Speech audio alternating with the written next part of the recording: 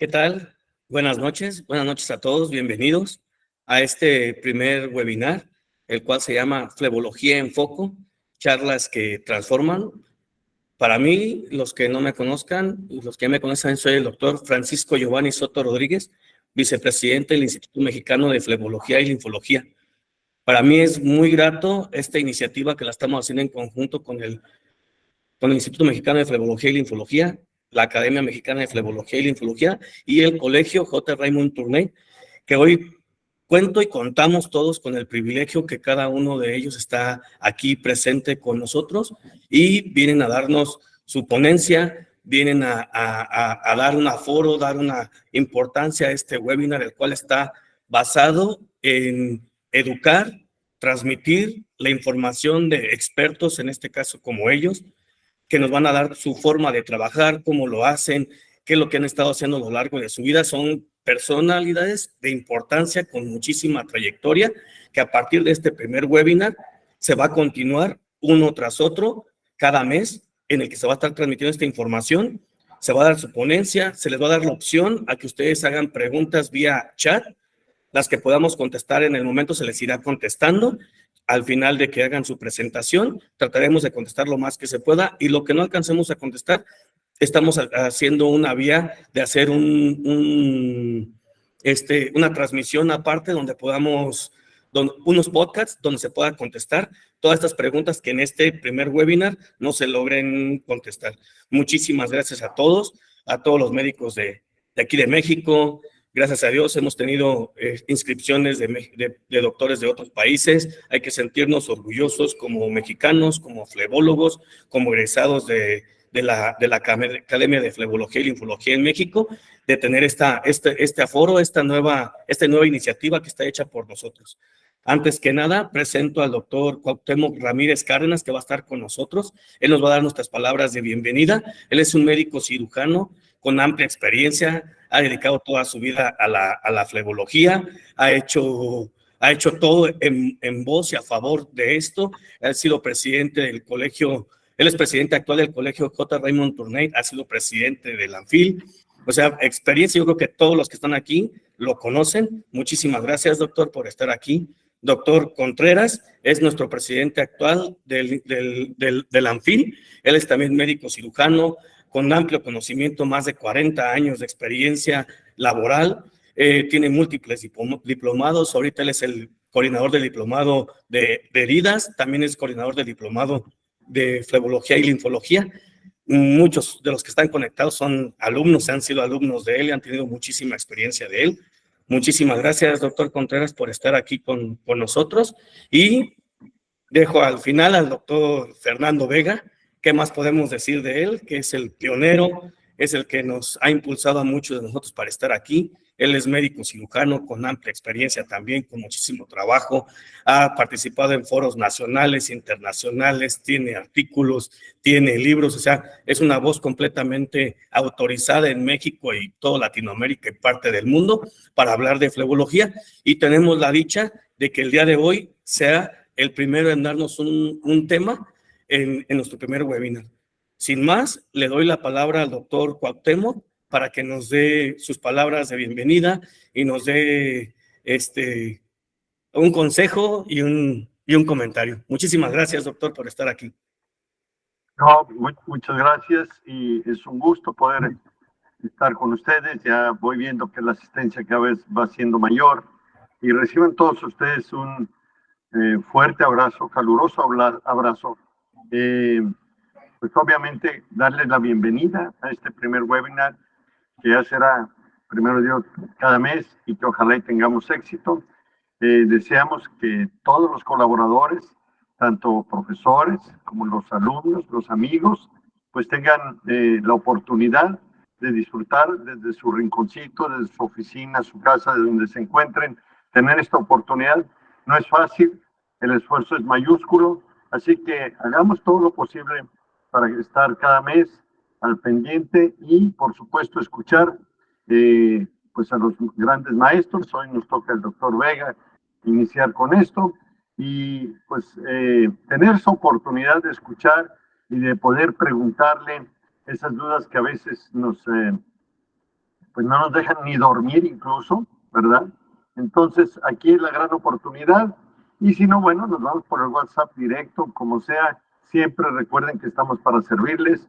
Los profesores que hemos estado siempre ahí con ustedes, pues siempre nos hemos puesto a su disposición y queremos darles la más cordial bienvenida a todos ustedes y por supuesto será la patadita de inicio para arrancar esto y esperando que tengamos mucha suerte y mucha participación de todos ustedes para sacar adelante a esta familia filológica que tanto apreciamos. Gracias. Muchísimas gracias, doctor Cuauhtémoc, por sus palabras de aliento como tal. Me da gusto ver el entusiasmo con el que el doctor Cuauhtémoc nos da sus palabras. Alguien que imagínense tiene años y años en esto, está emocionado por algo nuevo que estamos implementando aquí en México. Entonces, nos debe llenar de entusiasmo a todos y pues, sin más, solo les recuerdo que todo esto les va a generar como puntos, constancia, a los que estemos asociados a los colegios y todo, a los alumnos que sean de los diplomados, les va a ayudar si en algún momento tienen algún atraso o algo, les va a ayudar en que tengan ciertos puntos de ventaja por siempre estar al constante de estas capacitaciones que van a ser continuas. Pues sin más, le voy a ceder la palabra para que vayan poniendo su presentación del doctor Vega. Sin más, él nos va a presentar el apellido de la úlcera como inspiración para su tratamiento. Muchísimas gracias, doctor. Este tema el doctor lo acaba de hablar. Imagínense, lo invitaron de Brasil para que diera este tema. Ahorita hemos tenido la fortuna de que los amigos brasileños nos han estado invitando. Ellos mismos le pidieron que diera un tema allá en Brasil y ahora tenemos la fortuna de que va a iniciar con nosotros y va a empezar con este tema. Muchísimas gracias, doctor Vega. Pues gracias a ustedes, es un gusto estar aquí ya con todos ustedes, el doctor Cuauhtémoc del colegio, el doctor Contreras del ANFIL, yo del IMF y el doctor Giovanni como líder de esta propuesta académica. Gracias por estar aquí, voy a presentarles este tema al estilo de los congresos en muy pocos minutos, en resumidos. Esto lo presentamos no solo en Brasil, en el Congreso de Filología de Brasil, sino en Ablabi y también en Afganistán y en otros lados. Lo he estado presentando, les ha gustado mucho, porque hablamos sobre la úlcera, pero no es la clase académica de la úlcera. Así que para empezar, vamos a empezar a compartir esto. Déjenme, aquí está, y espero que ya ahorita empiecen a ver la presentación. Ustedes me dicen, ya ahí va, perfecto. Está cargando y listo. Entonces, vamos a hablar en unos minutos sencillos de esto. Ponerle apellido a la úlcera venosa como inspiración para su manejo. Este título es muy brasileño. Primero, ustedes saben que se ha escrito mucho que la causa de la úlcera venosa es la hipertensión venosa. Eso ya está muy escrito, muy demostrado. Sin embargo, el doctor Rajú nos describió causas muy concretas de esta hipertensión venosa. La principal que todos vemos, ¿verdad? En las perforantes, en la safena, es el reflujo. Pero no es la única. También tenemos el aumento de la fuerza arterial, capacitancia venosa reducida, mala conformación de la forma venosa en la pantorrilla o combinación entre todos estos sistemas, ¿verdad? Puede tener la causa. Ahora, generalmente atribuimos al reflujo como la principal causa.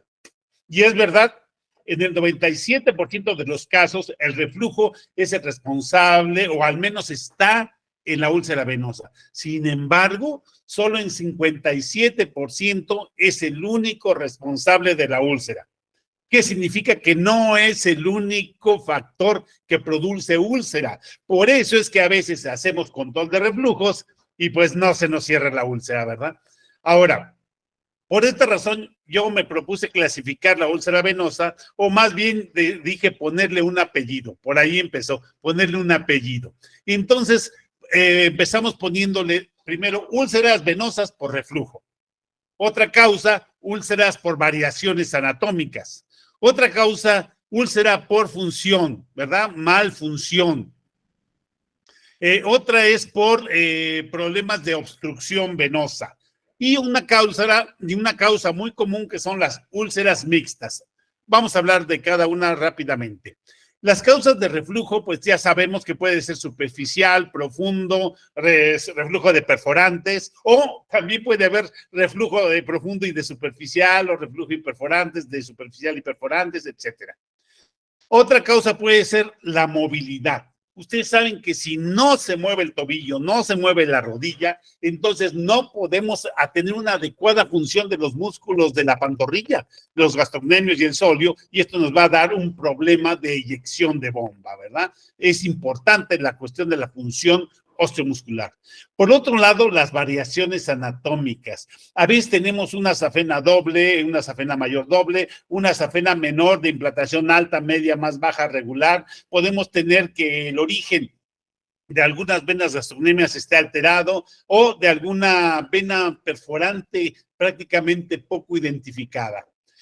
Y tenemos causas también recientemente con el COVID, tenemos muchas trombosis y entonces esto nos está dando úlceras por síndrome post-trombótico, aunque no es lo único. Ya sabemos que hay obstrucciones a nivel abdominal, como el síndrome de May-Turner, o por un tumor canceroso que nos pueden dar también obstrucción. Y por último, las úlceras mixtas, que pueden ser no solo entre estos, ¿verdad? Puede haber una obstrucción puede haber un problema de reflujo y aparte obstrucción, reflujo y aparte problema anatómico, reflujo y falta de movilidad del gastrocnemio, sino que además puede haber una úlcera por hipertensión arterial, una úlcera por insuficiencia arterial en la diabetes, úlcera por autoinmunidad.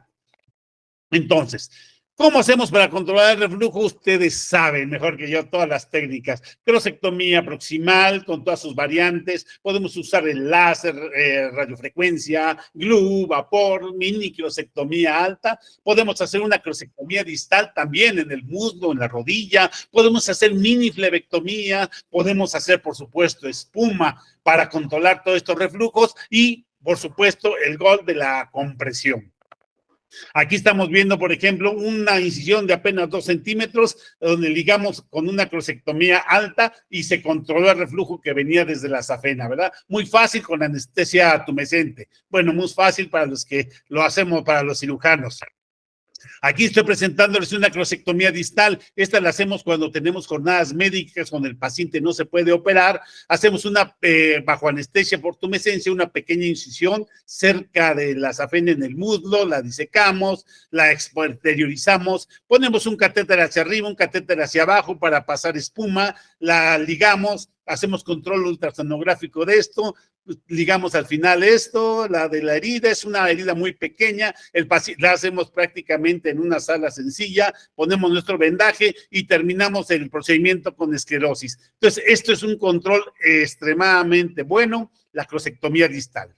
Ahora, punto 2, los problemas de motilidad y función, principalmente la anquilosis del tobillo o de la rodilla, gastrocnemios cortos que no permiten una adecuada elongación, pacientes inmóviles que están acostados en su cama por alguna causa, o otras disfunciones musculares en las cuales hay pobre función muscular, ¿verdad? Algunas alteraciones del calcio, algunas alteraciones del propio músculo, o de la falta de colágena, o pérdida de la función o de la fuerza.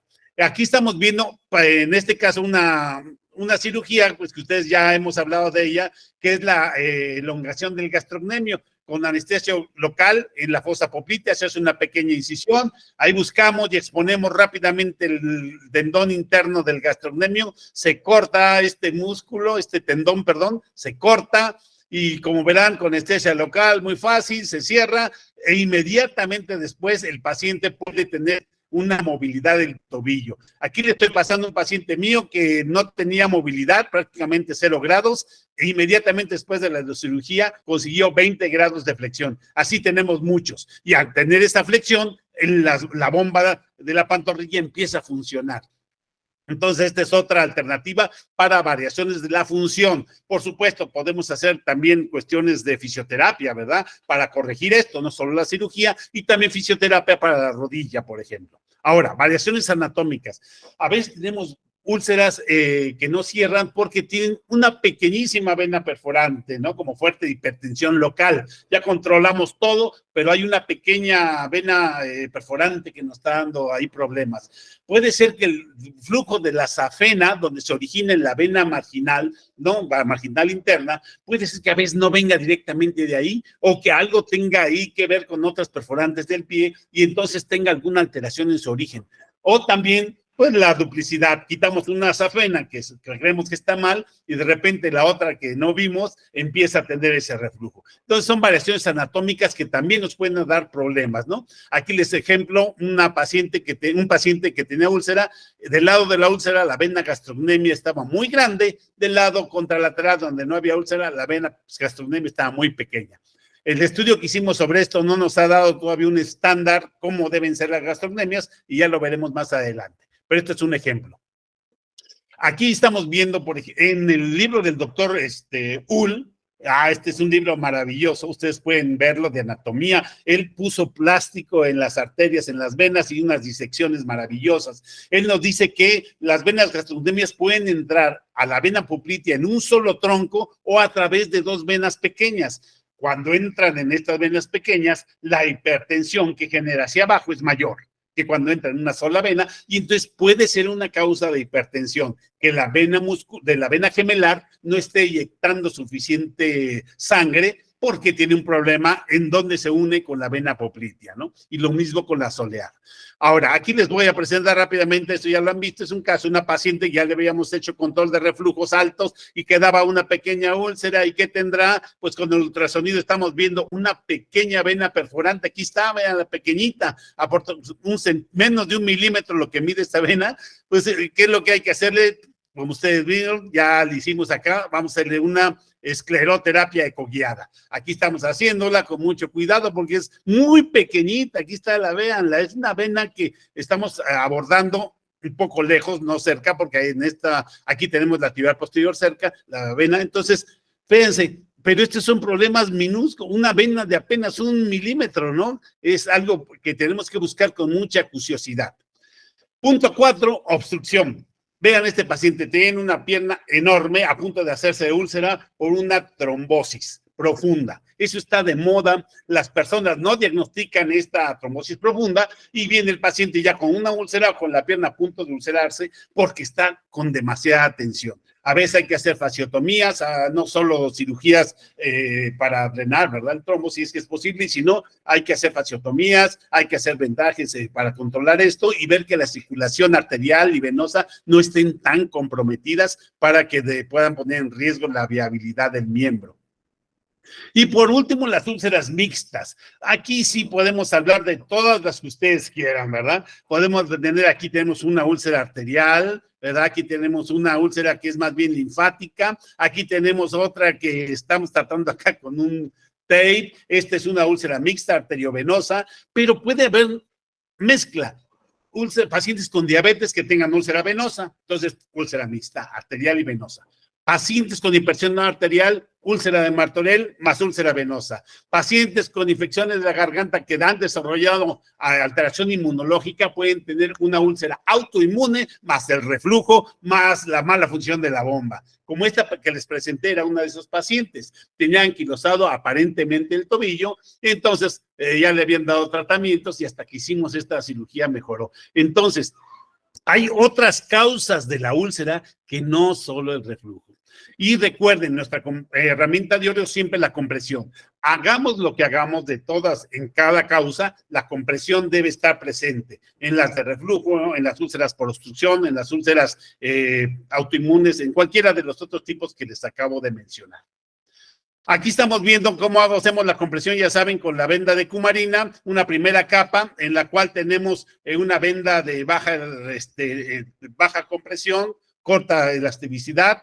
Primero se pone la venda de cumarina, luego la otra venda blanca, ponemos nuestra segunda cama, esta va bien apretada esta venda, esta segunda capa. Después ya aquí ponemos, aquí está ya la doctora poniendo la segunda capa. y luego ya completamos con una tercera capa de una venda de bajo estiramiento, simplemente que es la que va a mantener este sistema tricapa funcional. Acuérdense que es una compresión inelástica y demostrado hasta ahorita que es la mejor compresión. Cuando lamentablemente la cumarina da alergia, porque a veces pasa esto, tenemos que cambiar el sistema, descontinuarla, dar algún esteroide y con esto podemos seguir con la compresión. Ahora, con esta discusión que acabo de darles en pocos minutos, me gustaría que vieran la úlcera venosa como un conjunto de factores. Siempre hablamos de la úlcera, de los reflujos y la profunda, y que el 10% es solo insuficiencia profunda, y que el 50% es mixta, y hablamos mucho de esto. Sin embargo, no es el reflujo la única causa de la úlcera. Cuando esto empieza a cobrar vida en nosotros, nos vamos a dar cuenta que las úlceras venosas deben considerarse como una entidad general, pero que debemos buscar su apellido, su clasificación. Si es por reflujo, si es por disfunción osteomuscular o funcional, si es por una causa anatómica, ya sea muscular, venosa, arterial, linfática, etcétera, por una causa obstructiva también, o de tipo mixto, donde podemos englobar muchas otras patologías que pueden llevar el segundo apellido, ¿verdad? Ahí podríamos hablar, por ejemplo, de la úlcera de Martorell, más úlcera venosa, más úlcera, más insuficiencia, disfunción del tobillo. Entonces ya tenemos 3 causas para una úlcera, por ejemplo. Entonces, esto es lo importante, que la úlcera venosa sí tiene reflujo prácticamente en todos los casos, pero solo en la mitad, 60% cuando mucho, es el reflujo responsable directo de la úlcera. Como conclusión, quiero dejarles que esta clasificación, este apellido para la úlcera venosa, nos va a ayudar mucho en el tratamiento de estas úlceras rebeldes que no cicatrizan y nos va a hacer entender mejor cuál es la fisiopatología, porque eso es lo importante. Si entendemos fisiopatología, el problema está resuelto, porque quizá la úlcera venosa a veces va a requerir cirugía tendinosa, a veces rehabilitación muscular, ¿verdad? Con el fisioterapeuta. Otras solamente compresión, en otras quitar un tratamiento de antibióticos para corregir una tonsilitis, por ejemplo, y en otros un control efectivo de la presión arterial, porque esa es la causa de que nos está originando nuestra úlcera venosa. Entonces, vean que hay muchas causas y pueden haber muchos tratamientos coadyuvantes para la úlcera y no solo el reflujo venoso. Así que, amigos, espero que hayan compartido y disfrutado esta charla, que los haya hecho pensar un poquito acerca del apellido de la úlcera, y pues un saludo desde esta hermosa ciudad de Oaxaca, y estamos aquí pendientes para empezar a platicar sobre esto. Vamos a dejar de compartir la pantalla. Pues muchísimas gracias, doctor Vega. Muy bonita presentación, muy dinámica, muy ilustrativa. Yo creo que yo, considerándome como médico que trabajo en pacientes flebológicos, me genera mucha intriga y como en 10, 15 minutos nos empapó de tanta información que los que no saben mucho, creo que les generó mucha inquietud en saber cómo tratar una úlcera y, como usted lo dijo, ponerle su apellido. Muchísimas gracias, doctor, por su participación, por su tiempo. Y sin más, le cedo el micrófono al doctor Contreras. ¿Cómo vio la presentación del doctor Vega? ¿Qué opina usted, doctor Contreras? Felicito ampliamente al doctor Fernando Vega. Es una revisión puntual de todos los aspectos modernos de la fisiopatología de la úlcera venosa. Mi comentario es tratar de guiar al médico flebólogo de reciente aparición y a los médicos o personal médico que trata las lesiones de clínicas de heridas en este sentido. El 90% de las lesiones que se presentan en clínicas de heridas se deben a úlceras de extremidades inferiores. Y el 70% de estas úlceras casi siempre son de origen venoso o linfovenoso. Entonces, si no tiene el médico o el personal de enfermería la capacidad de hacer su primer diagnóstico etiológico, el planteamiento y la hipótesis de tratamiento va a empezar a ser equivocado, erróneo, y nunca va a lograr ni la cura de la causa fisiopatológica y mucho menos una terminación de un cierre epitelial adecuado de la úlcera. Muchas ¿Qué se gracias. les sugiere entonces a todos este personal de atiende heridas y úlceras venosas que haga un algoritmo de manejo y en el cual vamos a tratar ahorita de compartirlo con ustedes y darles cuáles son los puntos que nosotros tomamos como básicos para que podamos llegar a lograr tanto el cierre de la úlcera, ver los factores que nos puedan dar cronicidad y recalcitrancia y sobre todo lo más importante a mi manera de ver es que disminuyamos los índices de recidiva. Le pido por favor que si comparten la presentación. En lo que van compartiendo su presentación, doctor Contreras, doctor Cuauhtémoc quería hacer un comentario. Sí, quería yo comentar un poquito respecto a las úlceras mixtas y sobre todo las que juegan, en donde juega el papel en la arteria. Acuérdense que actualmente tenemos un porcentaje muy elevado de pacientes diabéticos, de pacientes fumadores, y por lo tanto estamos obligados a buscar por ahí si no hay alguna alteración en esa arteria, que tengamos que tener la precaución debida a la hora de decidir nuestra compresión. Entonces no olvidemos por ahí hacer un índice de tobillo-brazo y por supuesto hacer una evaluación. ¿Qué es más importante primero? Si tratar lo arterial o lo venoso. Entonces, nada más recordar, porque a veces los médicos que van comenzando no tienen todavía mucha experiencia, puede ser un detallito que se puede escapar por ahí. Muchísimas gracias, doctor Cuauhtémoc. Sin más, continuamos, doctor Contreras, con su... Muchas gracias. Se me hace una muy prudente observación, doctor Cuauhtémoc, que sabiendo que hay una incidencia de úlceras mixtas, una de las enfermedades que debemos de hacer un cribaje y de una manera muy sencilla es la enfermedad arterial periférica. Y la enfermedad arterial periférica la podemos detectar o determinar su presencia con factores de dislipidemia, hipertensión y sobre todo y alteración en el índice tobillo-brazo. Si el clínico o el personal de enfermería que se enfrenta ante una úlcera venosa hace una reflexión de lo que acaba de dar el doctor Vega, sobre todo el postulado del doctor Rajó, vamos a ver que necesitamos tener como mandatorio un ultrasonido vascular venoso, inclusive un ultrasonido vascular arterial. Con eso nos va a dar un mapeo de la anatomía, de la funcionalidad y de las alteraciones que podríamos nosotros prever, como sería la presencia de algún reflujo superior, inferior, de perforantes a superficial o a la inversa. Esto es básico porque el futuro de aquí empieza. Si nosotros hacemos nuestra pauta de estudio de esta manera, entonces podemos establecer nuestra primer hipótesis de tratamiento.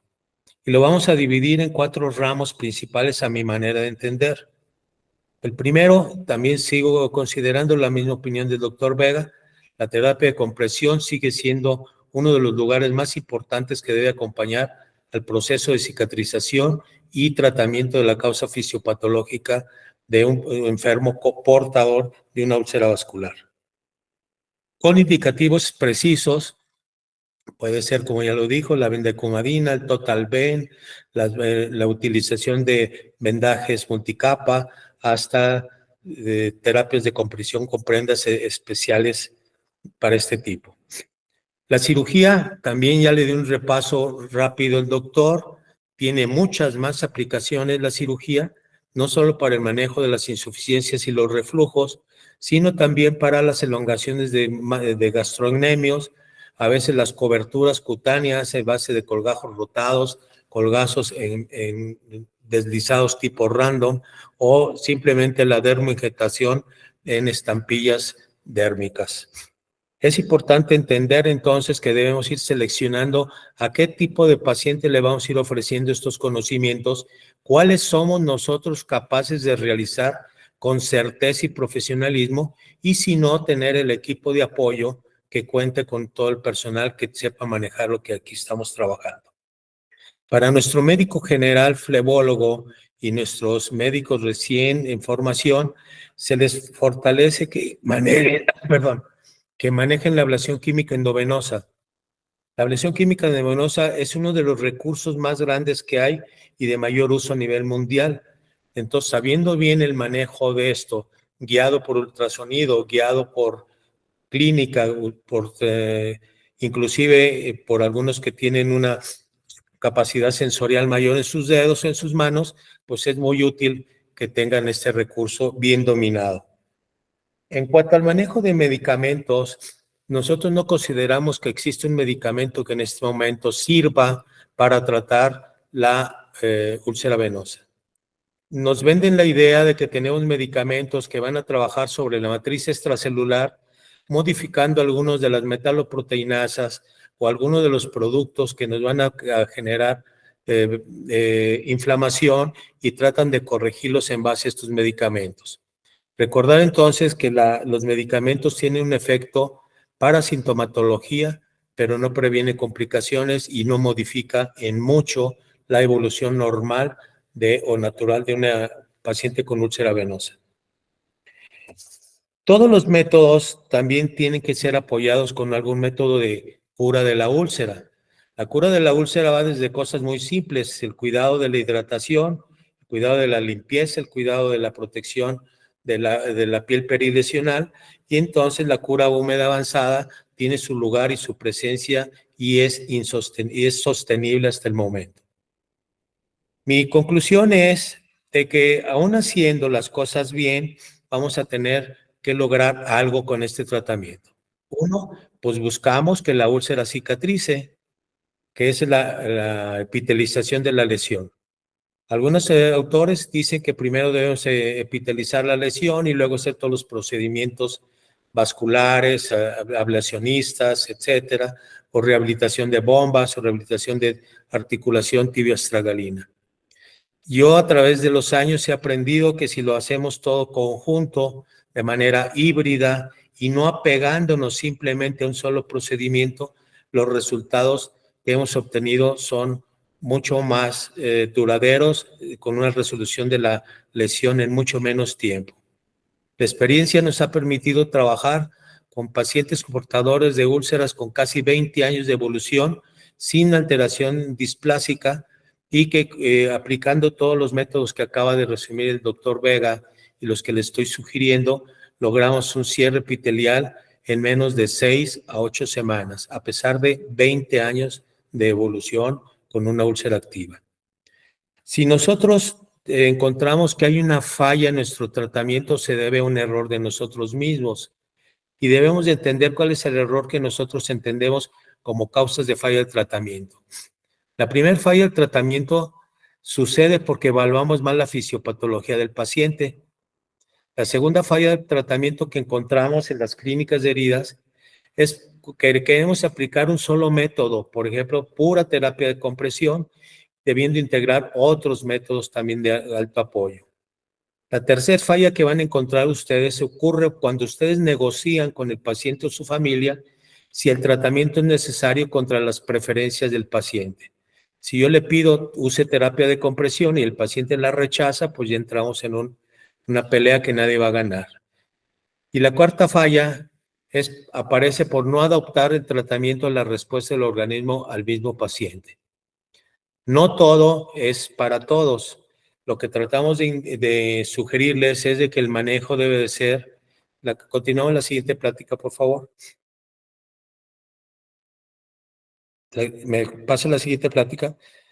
El manejo debe ser creado por un equipo multidisciplinar cuando no se tienen todos los recursos. Si el médico que trata no es quirúrgico, no tiene por qué ser cirugías de ningún tipo.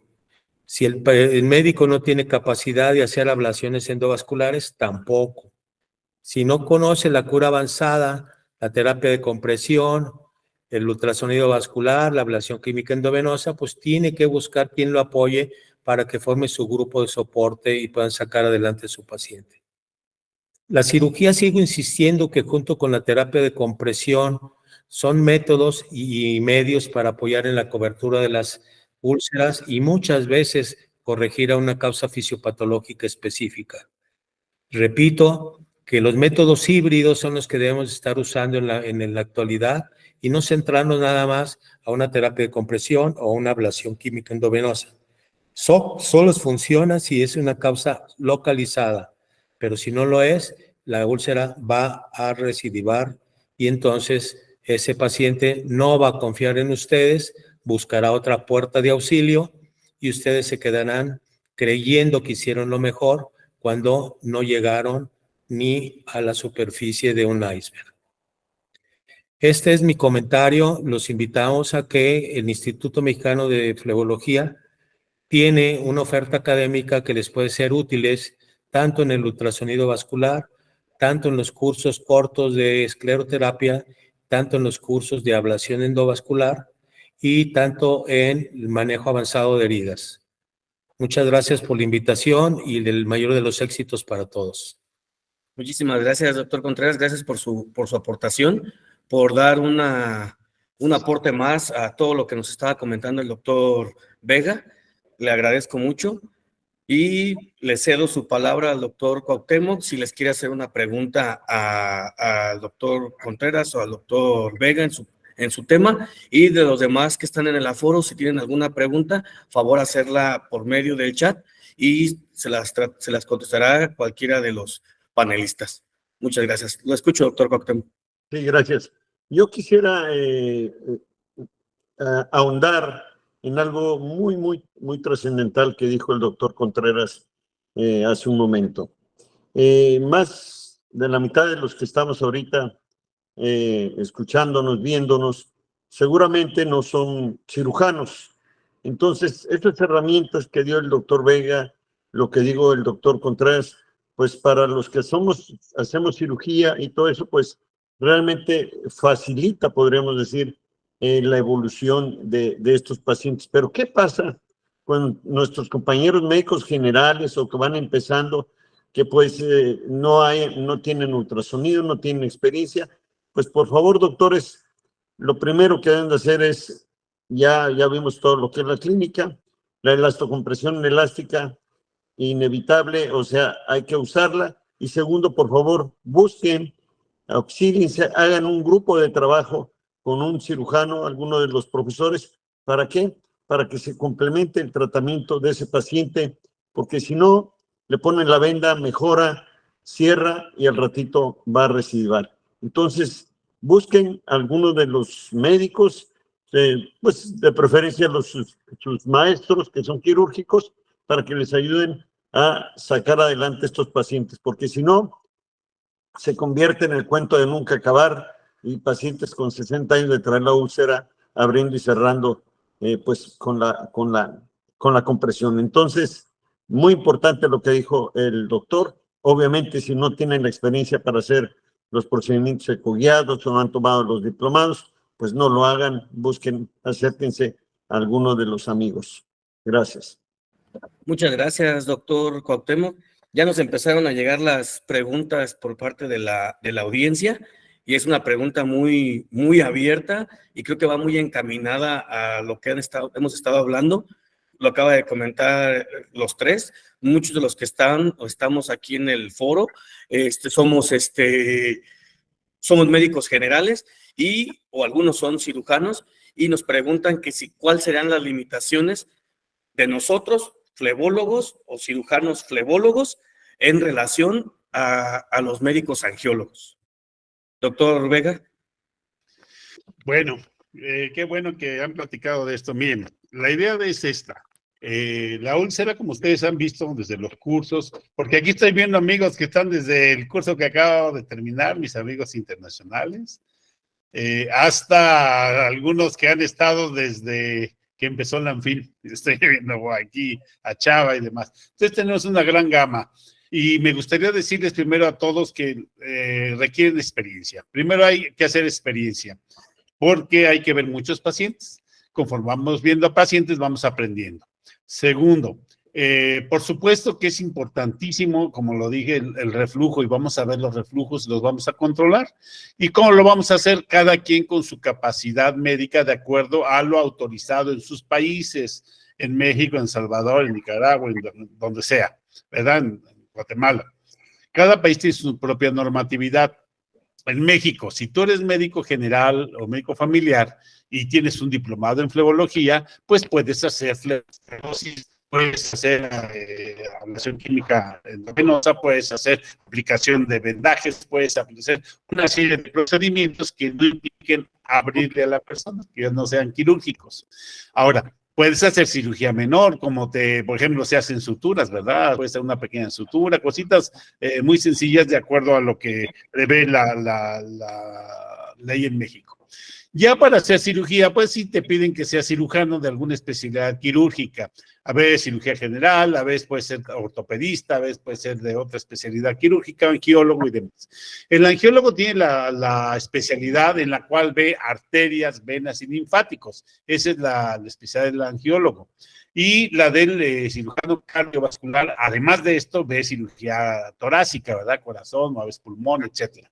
Ahora, el que hayamos platicado de que vean que la úlcera venosa no es solo reflujos, es precisamente para eso, para que vean que cuando no puede cerrar, hay que hacer otra cosa. Se puede enviar, por ejemplo, al fisioterapeuta, se puede enviar al cirujano, se puede hacer alguna otra evaluación de qué es lo que está pasando con este paciente, si hay buen control de la presión arterial, si el índice tobillo-brazo, en fin. Todo lo que hemos sabido alrededor de la úlcera y que ustedes han aprendido en los cursos y que otros han aprendido en la vida, en los congresos y que todos hemos leído en los artículos, pues es precisamente para esto, darnos idea hasta dónde podemos ir avanzando de acuerdo a nuestra posibilidad legal, pero sobre todo no hacer daño al paciente. Acuérdense que es una norma básica. Si yo no sé, bueno, tengo que derivarlo. Pero si yo estoy atendiendo bien a mi paciente, tengo su ultrasonido, lo mandé a hacer porque yo no lo tengo, etcétera, bueno, entonces puedo pensar en, a ver, vamos a ver el ángulo de flexión de su tobillo, ¿verdad? Vamos a ver su rodilla,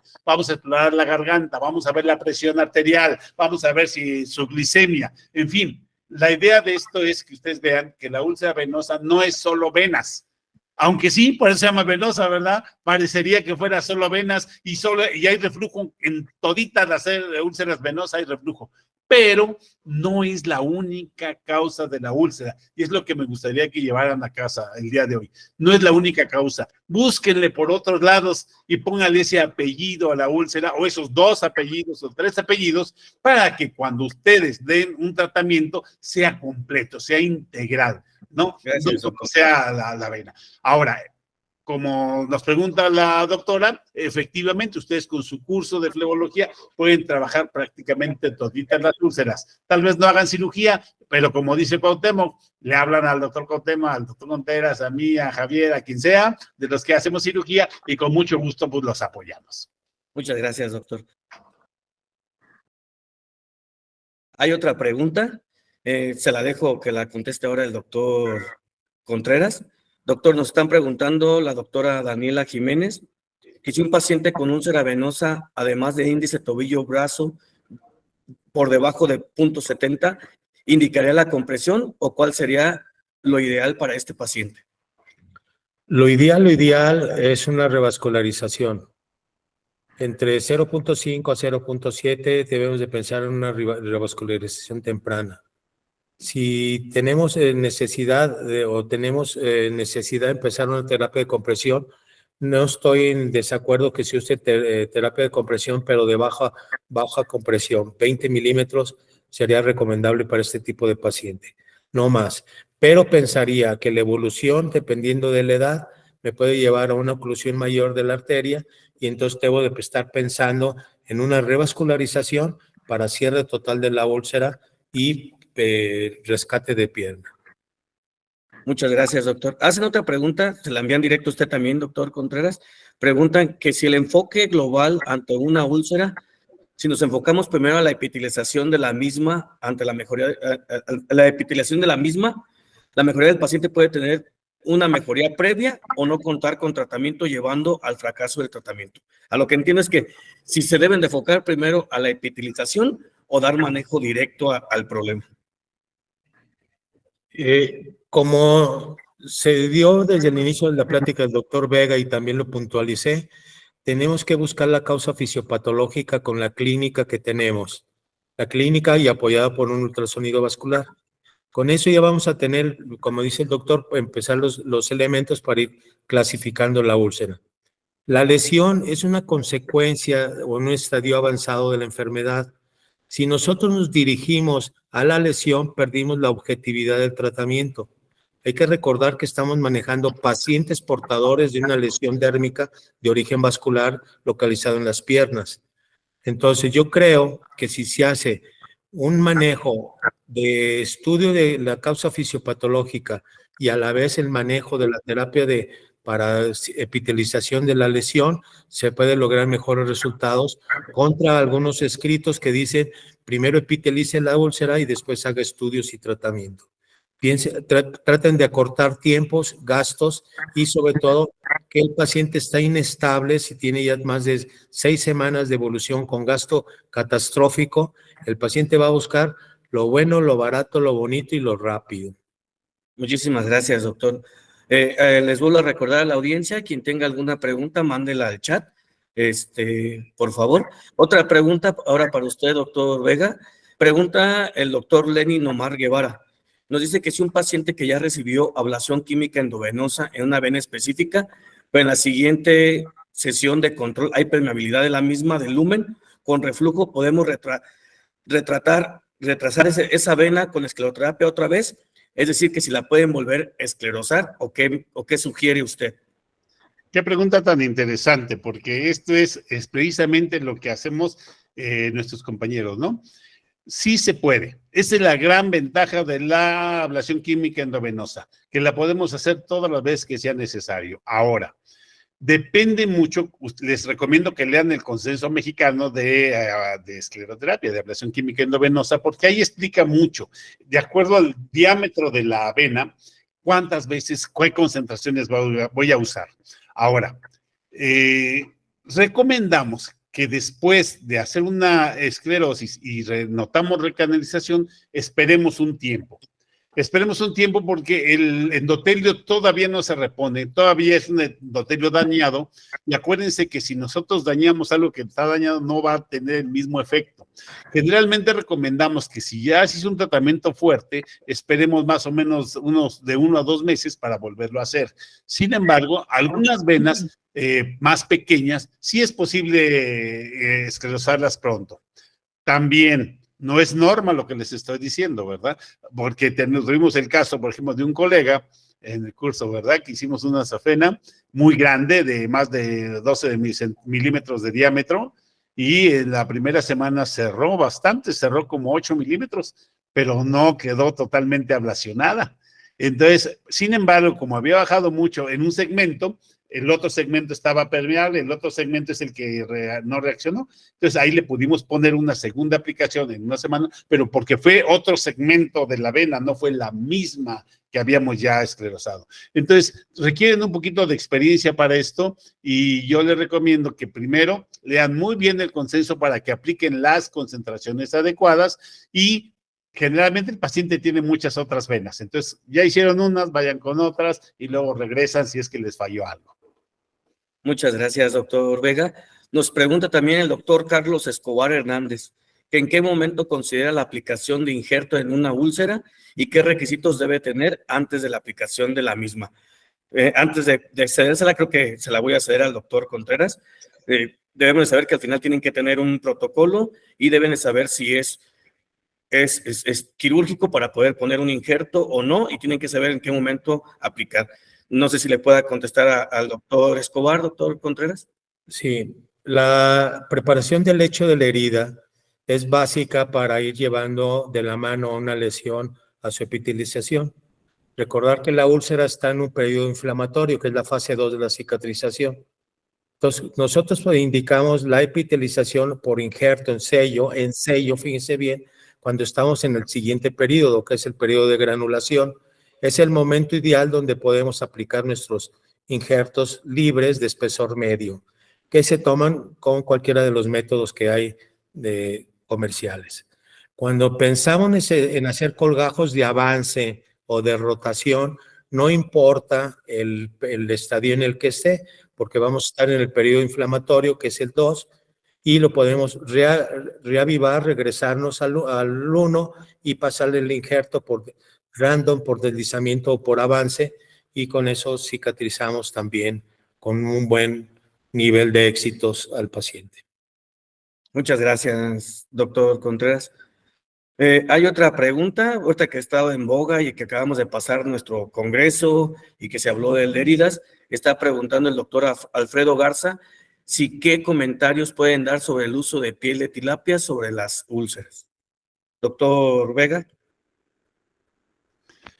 No, yo no manejo la piel de tilapia porque la úlcera venosa no requiere eso. Si ya entendieron la fisiopatología de la úlcera, recuerden, controlar la hipertensión, solita va a cerrar.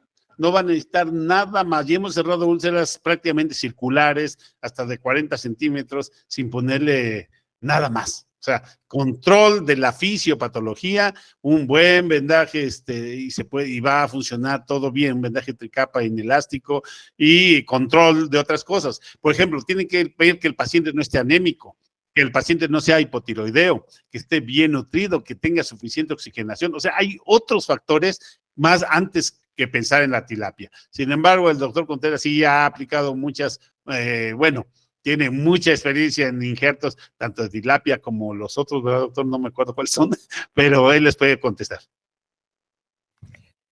Repito, en el protocolo de la preparación del derecho de la herida y que se maneja el concepto TIME o DIME, o el que quieran manejar, pentágono de la herida, hexágono de la herida, triángulo de la herida, Wi-Fi, lo que quieran, siempre viene la inquietud de que cree el médico dos cosas, que una lesión requiere antibióticos y que una lesión ulcerosa requiere cubierta cutánea nueva. Entonces, lo ideal es de que si usted va en el periodo 3, que ya sacó al paciente del periodo 2, el que está estancado, y que lo pasa al periodo 3, que ya es de granulación, como dice el doctor Vega, la pura terapia de compresión, ya ha corregido la causa fisiopatológica, epiteliza todas las lesiones. Si usted quiere acortar los tiempos, dependiendo del tamaño, la cronicidad, el gasto, el tipo de publicidad que se quiera dar usted como cerrador de úlceras, bueno, pues puede usar los genoinjertos y esos son los de piel de tilapia. También los hay de queratinocitos, nada más recordando que un apósito de queratinocitos de 10 centímetros vale 12,000 pesos y vea el tamaño de la úlcera y calcule lo que va a gastar el paciente. Entonces, muchas gracias. Hay recursos, pero no se deben gastar en todos, debe ser racionado su uso. Muchas gracias, doctor Contreras. Ya solo damos audiencia a 2 preguntas más para no excedernos en el tiempo que dijimos. Las siguientes que hagan trataremos de contestárselas vía podcast o lo que pensamos implementar. ¿Sale? Para no alargarnos y enfocarnos en el tiempo que quedamos. Doctor, le voy a hacer una pregunta al doctor Vega y la última se le hará al doctor Cuauhtémoc, que creo que será para usted. Doctor Vega, medicamentos que utilizan para el control del dolor y de la infección. Sean cortos, por favor. Bueno, rápidamente, recuerden que normalmente no se requieren antibióticos porque es una úlcera que está cicatrizando por segunda intención, o sea, eso va para arriba, no necesita, de entrada no. Cuando vemos que se está colonizando más de la cuenta o que está habiendo problemas, bueno, se hará ya el antibiograma y se verá específicamente como ya habrán visto en heridas.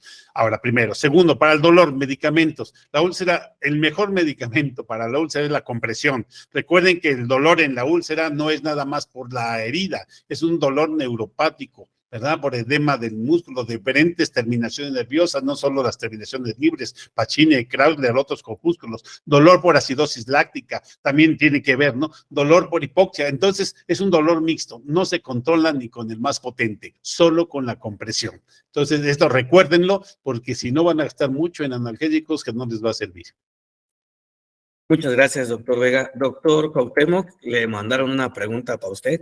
Dicen que cómo manejaría o cómo se puede manejar el matting después de escleroterapia.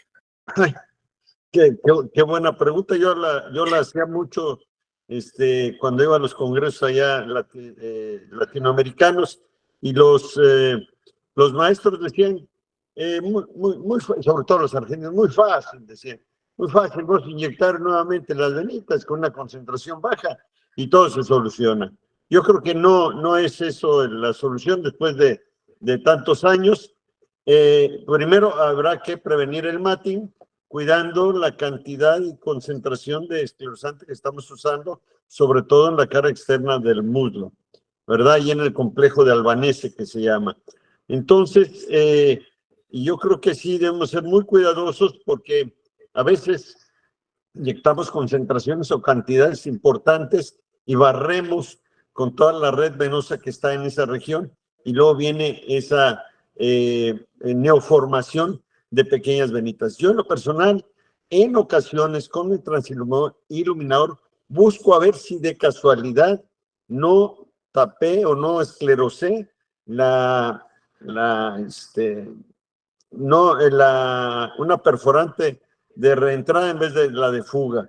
Y si encuentro la de fuga, bueno, pues la escleroso y nada más le doy un puntito, pero procuro no tocarlo en lo más mínimo. O sea, lo dejo que evolucione y punto, porque a veces vas empeorando la situación y el paciente pues va quedando en más desacuerdo. Entonces, seamos preferible que cuando esclerosemos esa región quedemos a deber a que nos pasemos con concentración y esclerosante. ¿Y qué tipo de esclerosante también es el que vamos a usar? Si vamos a usar en esa región, que son venas reticulares y telangiectasias, pues tenemos que usar un esclerosante muy light, el tipo de la glicerina, porque si metemos con el poliocanol, incluso a veces en poca concentración, pues es un poquito más agresivo y tenemos más problemita con él. Muchísimas gracias, doctor Cuauhtémoc. Sin más, empezamos a dar cierre a nuestro primer webinar. Antes de yo cerrarlo, quisiera que cada uno de ustedes, yo les voy a decir quién, en el orden, nos dé unas palabras de cómo se sintieron, qué piensan, y agradecerle al público. No tarden más de 1 minuto, porque lo principal es hacerlo dinámico, activo, atractivo para los doctores, y que todos tengan su tiempo bien establecido. Empezamos con usted, doctor Contreras. Muchas gracias por la invitación. Es un honor pertenecer al Grupo Flebología México y que se ha encomendado, logre a través de usted este webinar para que sea de difusión de la cultura flebológica que se hace en México para nuestros alumnos en formación, para nuestros socios y amigos que nos acompañan y que nos van a proveer de su respeto y la difusión para este evento tan importante. Gracias a todos y espero que hayan disfrutado y quedamos a sus órdenes. Saludos a todos. Muchas gracias, doctor Contreras. Doctor Cuauhtémoc. Bueno, pues dar las gracias. Creo que bastante interesante el tema, muy buenos comentarios, y yo creo que nuestros amigos y también nosotros, aunque seamos los maestros, nos llevamos a algo por ahí, algún detallito que se nos había pasado, aquí lo aprendimos o lo recordamos, y nuestros alumnos, nuestros colegas, los que ya hicieron el diplomado, pues creo que fue algo que va a nutrir su conocimiento flebológico de una forma importante, y mandar un saludo afectuoso a todos los que nos están viendo desde otros países, que también estamos a sus órdenes siempre aquí en nuestro país. Muchas gracias, doctor Cuauhtémoc. Y para culminar con el doctor Vega, gracias por ser nuestro primer ponente, nuestro primer panelista, gracias por su conocimiento. ¿Cómo se sintió? ¿Qué opina, doctor Vega?